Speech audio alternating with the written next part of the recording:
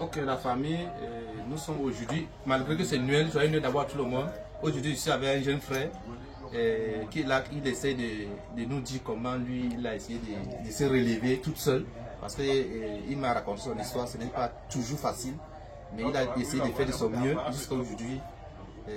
Il n'est pas resté comme les autres, il a essayé d'avancer.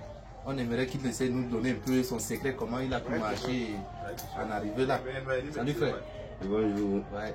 Est-ce que tu peux nous motiver un peu aussi? Ok, frères et sœurs, bonjour. Je suis Albert. Mon nom c'est Guy Albert, si vous voulez.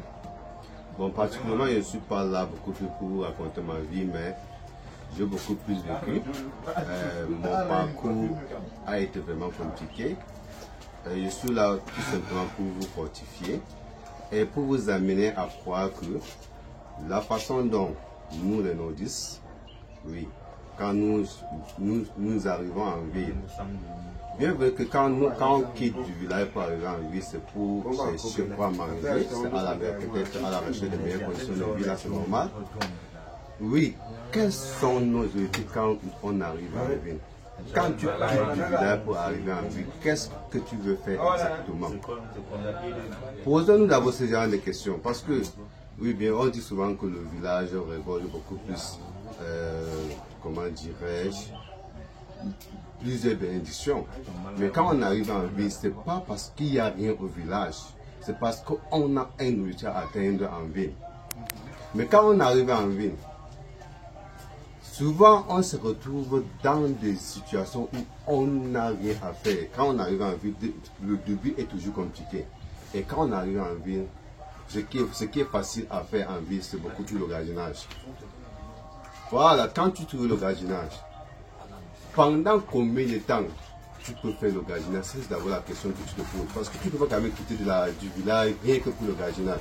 Quand tu es jeune, tu as la force, tu as de la potentialité de faire quoi que ce soit.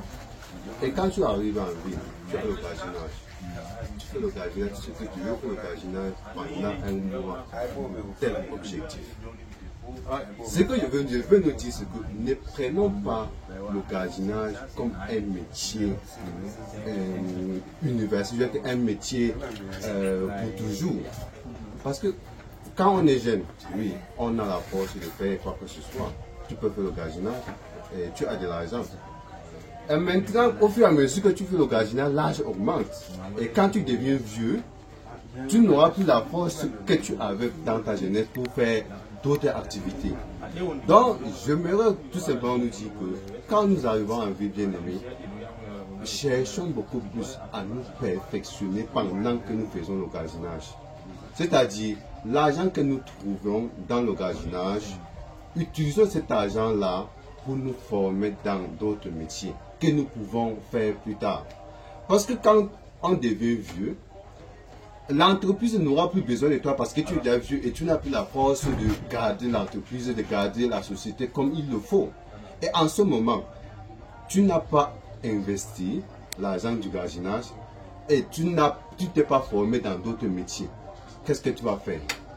Tu vas repartir au village ou tu vas rester en ville? Si tu vas rester en ville, qu'est-ce que tu vas manger? Et si tu veux repartir au village, tu vas aller faire quoi? Donc prenons tous ces paramètres en considération quand on sort du village, mes frères et sœurs. Moi particulièrement, si je vous mets à raconter ma vie, c'est vraiment compliqué. Nous particulièrement, on est des étudiants et quand on veut le gardiennage, c'est parce qu'on veut survivre avec le gardiennage là. Mais vous, mes frères, qui sont là arrivés rien que pour le gardiennage, ne prenez pas le gardiennage comme un fin en soi dans votre vie. Utilisez ça comme un moyen de vous former dans d'autres métiers. Je ne sais pas si on se comprend. C'est-à-dire que l'argent que vous trouvez là, prenez cet argent-là pour aller vous perfectionner quelque part. Ça veut dire que là où vous partez vous former, c'est ce métier-là qui va vous nourrir demain. Parce que le gardiennage, tout peut arriver. On peut fermer l'entreprise là aujourd'hui, on peut fermer l'entreprise là demain. Tu vas faire quoi? Tu vas devenir quoi dans la vie? Imagine que tu as une famille à nourrir. Et que tout ce que tu peux faire c'est le gardiennage. Et qu'on t'appelle demain que l'entreprise dont tu travailles dedans là n'est plus opérationnelle. Vous allez faire comment? Donc, essayez à vous former dans d'autres métiers. Essayez à chercher, à créer, à être créatif. C'est ça qui compte dans notre monde actuel. Ce n'est pas le gaginage. Le gaginage, même au nord, vous pouvez garder quoi que ce soit. Même au nord, il y a des sociétés qui recrutent. Il y a Dark Sécurité au nord. À Gawa, il y a ça. Et tu ne peux pas quitter les Gawa pour arriver à Yaoundé ou bien arriver à Bouya, rien que pour faire ça. C'est impossible. Donc, dès que vous arrivez là, parce qu'on sait qu'ici, il y a des entreprises, il y a des sociétés qui ont besoin des gens pour les former. Donc, quand vous arrivez là, si vous n'avez pas de moyens, lancez-vous quand même dans le gaginage.